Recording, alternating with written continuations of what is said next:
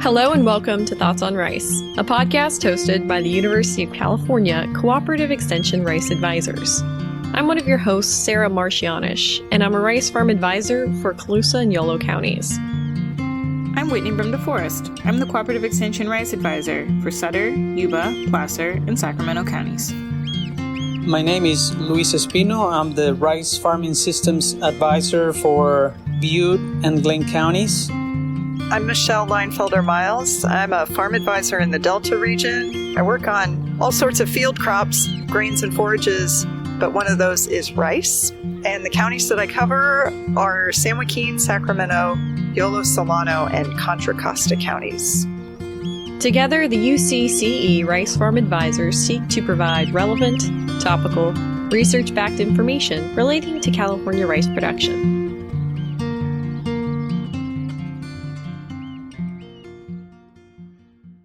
Today, we've got a bit of a different show for you here today over at Thoughts on Rice podcast. We've recently had the opportunity to partner with some of our collaborators in the rice chemical market to talk about some of the new and latest offerings coming from their companies. With that, we'd like to introduce Sharon Bell of UPL, Ashley McWilliams of Wilbur-Ellis, and Mike Martin of Valent, who were gracious enough to come and talk to us about their company's latest offering in the terms of the California rice market. Please keep in mind, mention of an agrochemical does not constitute a recommendation, merely the sharing of research findings. Always follow the label. The label is the law. Find out more at ipm.ucanr.edu.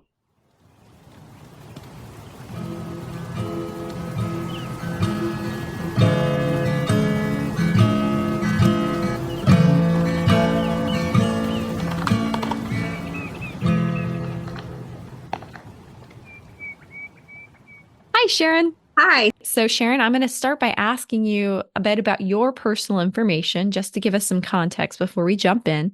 But if you could let me know your job title, your area of coverage, and how long you've been working with rice chemicals and UPL. Yes. So I work with UPL, and I've been with UPL for 2 years now. Here in the Sacramento Valley, I've been working with rice products for 1 year.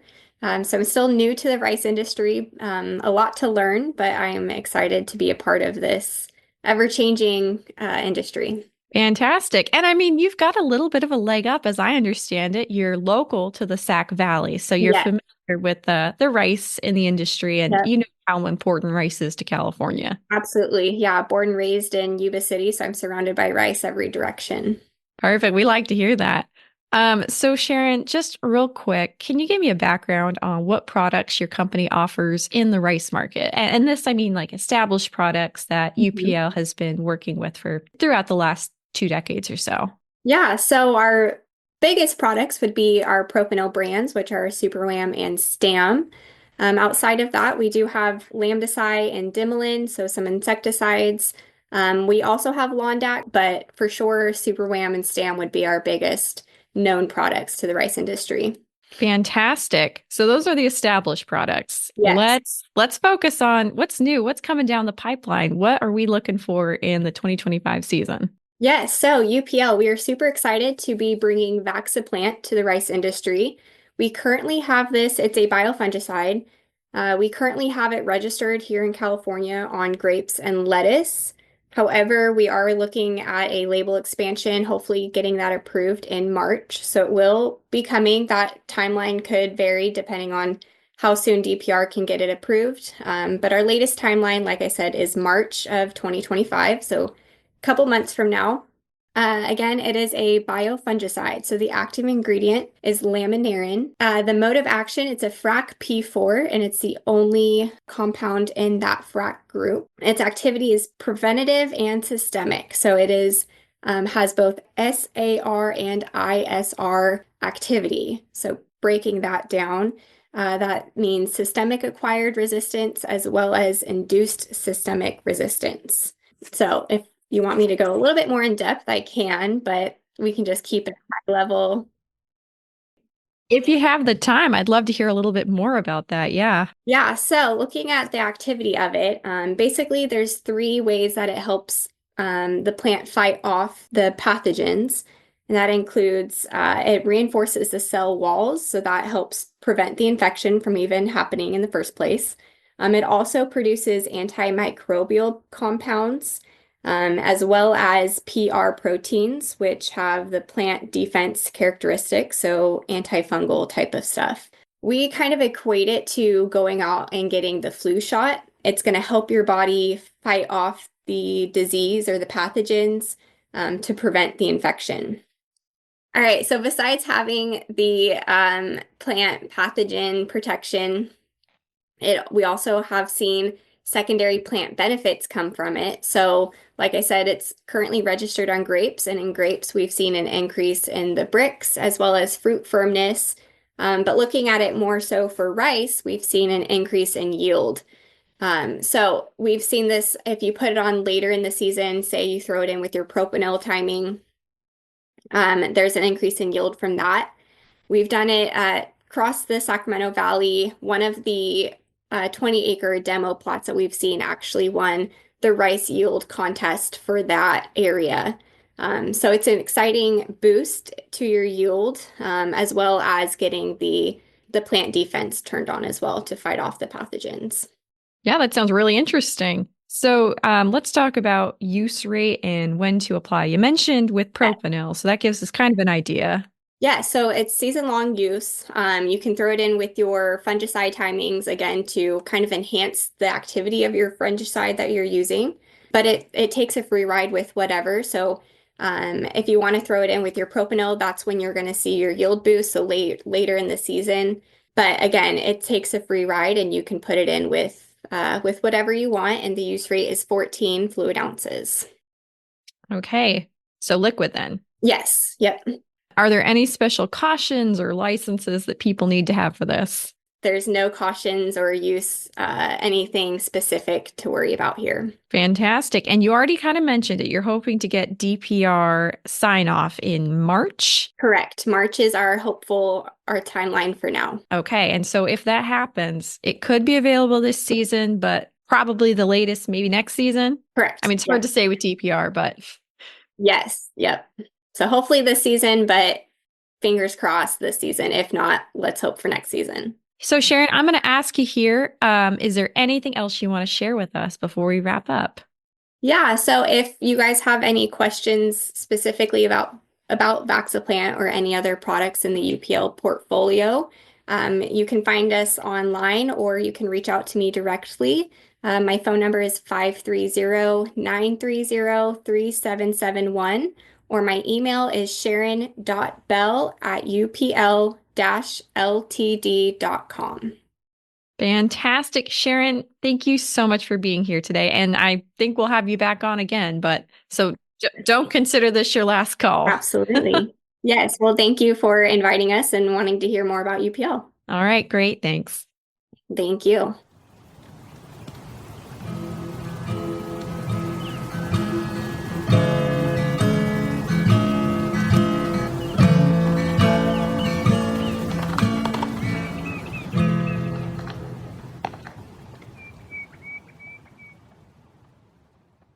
Hi, Ashley. Thank you for being here today. Ashley McWilliams is from Wilbur-Ellis, and I've asked her here today to talk a little bit about the Wilbur-Ellis portfolio of offerings. Thanks for being here, Ashley.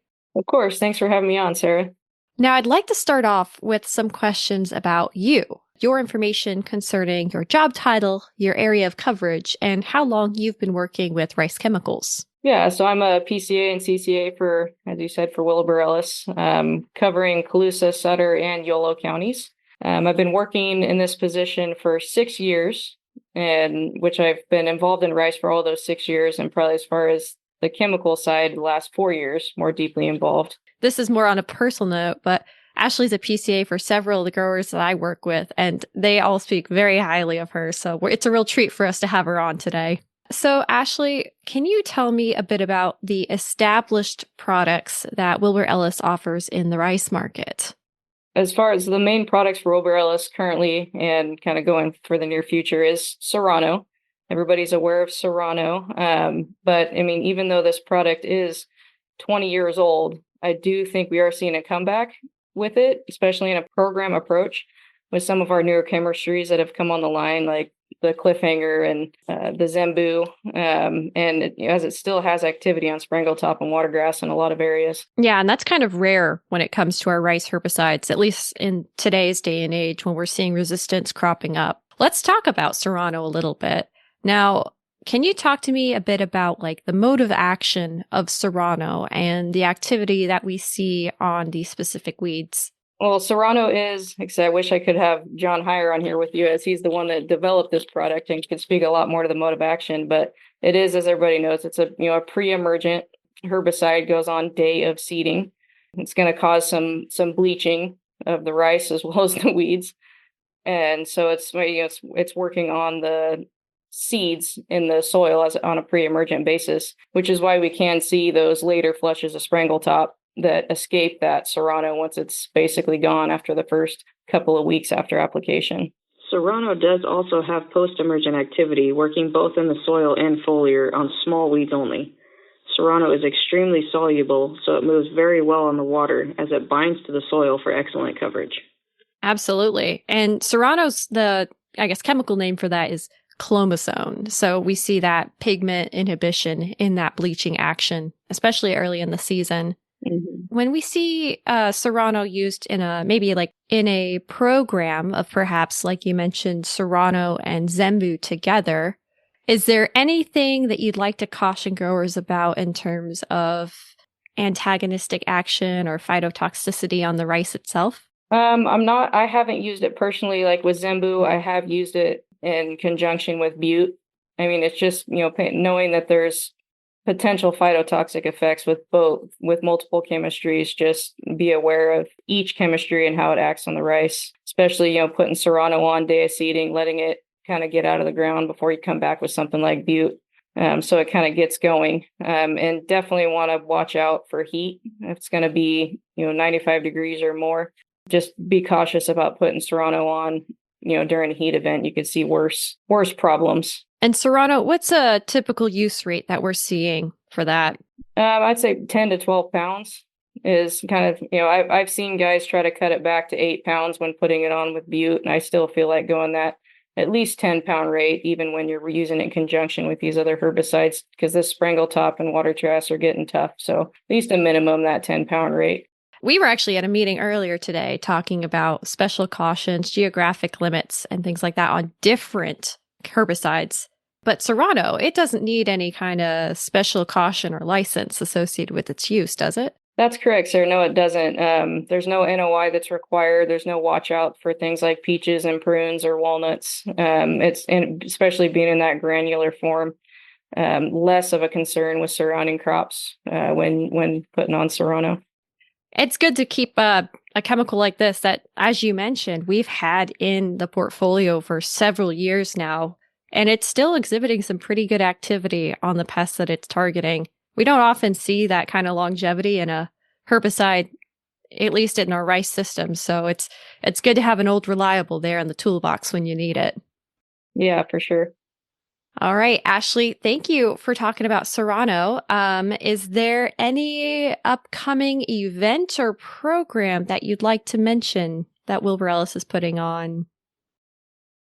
We do have up north our out of our Willows and Ord Bend branch. The guys up there really do put on a really good rice meeting, and they're going to be really mad at me because I don't know the date, but it's normally in sometime in March, I think around middle to end of March.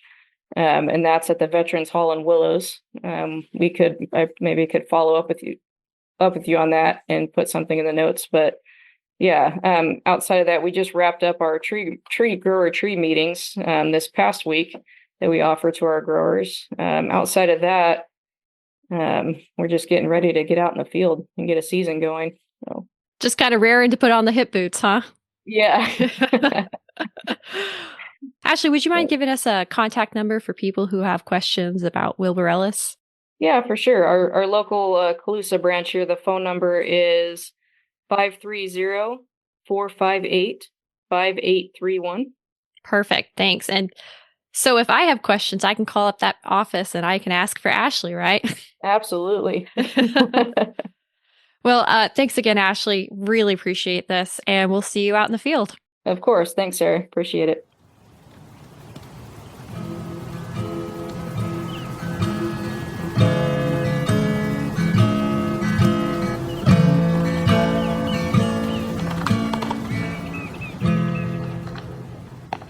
I am fortunate enough to talk with Mike Martin here from Valent. And so, Mike, if you wouldn't mind giving us some information about yourself, your job title, your area of coverage, and how long you've been working with rice chemicals. So yeah, I'm Mike Martin with Valent USA. I am the field market development specialist for Northern California. So essentially like Merced North. So I pretty much have all the rice in California.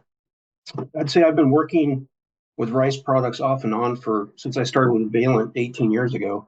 Started in sales, had a little bit of rice in the Delta, and then went into marketing. A couple of years into marketing, I picked up the whole rice herbicide portfolio for the U.S. So I got some exposure to the Mid-South and California as well.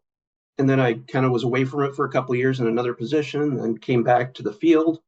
So it seems like every time I've come back, I've had to learn more, new products coming in, products that have been put by the wayside due to resistance and whatnot. So you miss a couple of years, you miss a lot with rice. Absolutely, especially in California. Yeah. Well, Mike, thanks for that introduction. Can you tell me about some of the products that Valent USA offers in the rice market? And by with this, I mean maybe the already established products that are pretty household names. So currently, we have first off is the thiobencarb containing group of products. So that would be Abolish, Bolero Ultramax, and League MVP, which also has imazosulfuron, sorry, brain bubble. So yeah, we have those products, and then we also have Regiment, and all those have been around for quite a long time. The thiobencarb is a resistance group 15, which the label still says group 8, but they did actually collapse the group 8 into 15 apparently a few years ago. Those products are mainly targeting springle top, small flower. The League MVP picks up more like broadleaf and sedge products like umbrella plant, red stem. Yeah, those are kind of like the foundation products. The Regiment is more for like cleaning up watergrass and some broadleaf weeds as well. We also do have a couple of insecticides. First is Zentari, which is a bacillus product. It's BT Izawe, and that's for targeting armyworms. We also have Belay, which is clothianidin, which is a neonicotinoid, and that's to target rice water weevil. We also have Projib, which is a plant growth regulator. It is labeled on rice, and it kind of fallen out of favor more recently, but we're starting to see some renewed interest in that as far as treating seed to get a good, strong, healthy start, kind of giving the rice a head start on the weeds. So we'll see how there's some trial going out this year, and we'll see how people use it and how it performs. Great. Thanks for giving that background on the foundational products.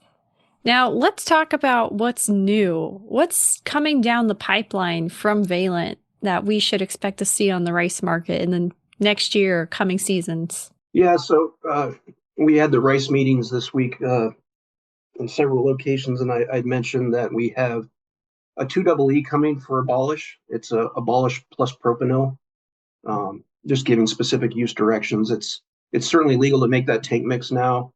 People have been doing it, but it's we're hoping to get that 2EE out published pretty soon here. It's really just kind of a stamp of approval saying that we endorse this use pattern and we believe it's efficacious. So we've got that coming. Regiment has been a dry, water-soluble pack since day one. This coming year, we're going to be releasing Regiment EZ, which is a liquid formulation. So that's going to give a little bit more flexibility on, on the load size. Because like the water-soluble packets, you're locked into increments of 2 ounces, whereas the liquid will be a very concentrated, low use rate product that'll give more flexibility on load size. And then there was a press release about 10 days ago that we've announced basically a new development agreement with Kumei for a new active ingredient called finquinotrione. The trade name is Afida, and it's an HPPD inhibitor. So this will be a new active ingredient in rice, primarily to target broadleaf and sedges. Having said that, it's going to be quite a ways out. We're probably talking depending on how the regulatory schedule goes, probably 7 to 10 years. So That makes sense. That's about how long those things usually take, as far as I understand. yeah, people have been hearing rumors and all that. It's good that it's out now that we're doing this development, but yeah, it's gonna be a while. I am particularly excited about that liquid formulation of Regiment because I think you mentioned this in one of the meetings earlier. Before, when you had the packets, you had to basically find a space to use all that product. But now it seems like the growers and PCAs are going to have a lot more flexibility with making their applications. Yeah, and we've been selling it for a couple of years now in the Mid-South, and it's performing well. It's not going to be any better or worse. It's from what I've seen, all the trials I've looked at, it's pretty much identical performance across the board. So good to hear. Just a liquid instead of dry. Yeah.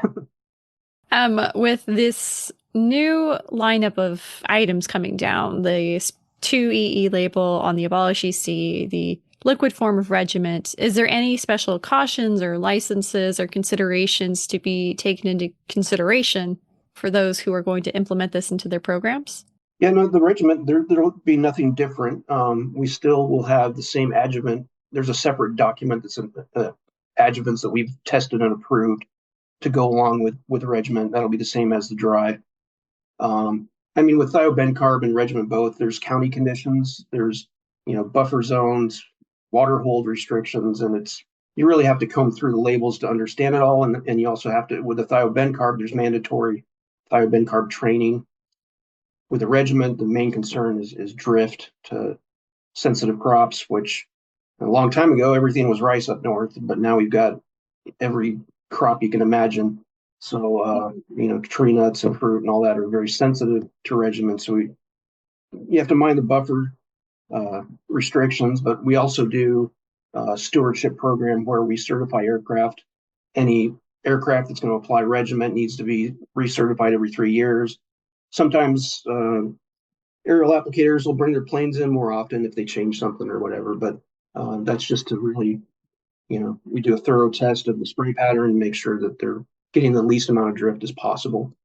So in the past, we've also used a dry blank material to test the aircraft, and we've also tested more recently with the liquid to just see if if there's any difference in drift or anything like that. And they seem equal. If anything, maybe the liquid's a little bit less prone to drift, but I'm not sure if we're willing to make that statement. I think it's just it's at worst it's the same. So got it. Yeah. Okay. And so let's talk about availability. Just to reaffirm this, the liquid form of Regiment available 2025 season and Abolish EC, that 2EE label, season 2025, right? Yeah, I believe both will be in place by the use season. Since the Abolish is just a 2EE, it doesn't actually need to be approved by DPR. It's really, we're in the final stages of approving internally with our regulatory department, and then we will post it. The Regiment EZ, I believe that will be well before the use season as well, unless anything pops up unexpected. It should be good to go. Great, thank you. And you already kind of mentioned this. I heard you talk at the Corteva herbicide meetings this past week and then at CWSS the week before. Are you doing any more info meetings or upcoming events in the next couple of weeks or months or so? Yeah, it's actually been kind of a meeting marathon. We had the meetings last week, this week, but also next Tuesday, the 4th, we will have a rice meeting at Colusa Casino, and so that'll begin at noon with lunch, and then we'll have a product presentation lineup, and that is specifically for rice. And then we will also have one later. We'll have one on March 20th, and that'll be at Sierra Nevada Brewing. Same sort of deal. We'll start with lunch and then have product presentations.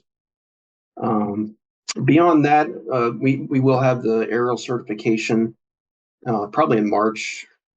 The thing is with that event is that it's so weather dependent, between wind and planes being available and all that. It's kind of a circus to manage, but probably mid-March is my guess.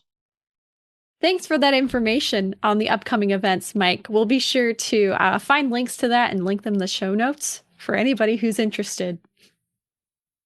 And so with that, we've kind of come to the end of our chat here today. Is there a place that people can go for more information about Valent or the products, or even to contact you with any more questions? Sure. Valent.com. We have a really nicely updated webpage and easy to navigate. We do have sections by crop, so you can click on rice or whatever else may suit you. And I can be contacted directly at mike.martin@valent.com if anyone has questions. Also, I support Christina Madden. She's the sales rep in Northern California who covers rice, so she can be contacted as well. As far as the events coming up, the meetings, those are all out there on social media. It's just Google it, Valent Rice Meetings, and they'll pop up. Great. Thank you so much, Mike. We really appreciate you coming on today. Well, thank you. Appreciate the opportunity.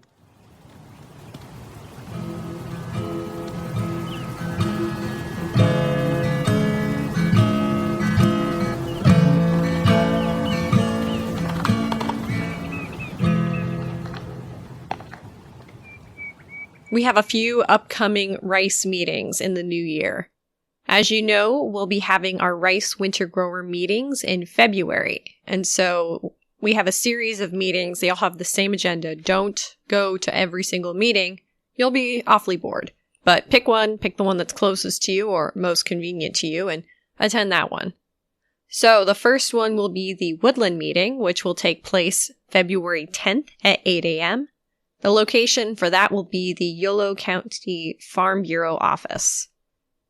The second meeting will be the Richvale Meeting, which will take place February 12th at 8 a.m. The location of that is the Richvale Evangelical Church. The Willows Meeting will be that same day, February 12th, at 1 p.m., and that location will be the Glenn County Office of Education. The Colusa Meeting will take place February 13th at 8 a.m. in the CIP conference room. And the Yuba City meeting will take place that same day again, February 13th at 1 p.m., and that'll be in the Veterans Hall. For more information about meeting times and locations or addresses and agendas, please feel free to look at our resources online. That'll include the UC Rice blog and the UC Agronomy website. Or feel free to call your local extension office for more information. In terms of other resources that you might take advantage of, you can also look at our newsletters, which include Rice Briefs, which covers Colusa Yolo, Rice Notes, which covers Yuba Sutter, Rice Leaf, which covers Butte and Glen, and Field Notes, which takes care of rice in the Delta region of California.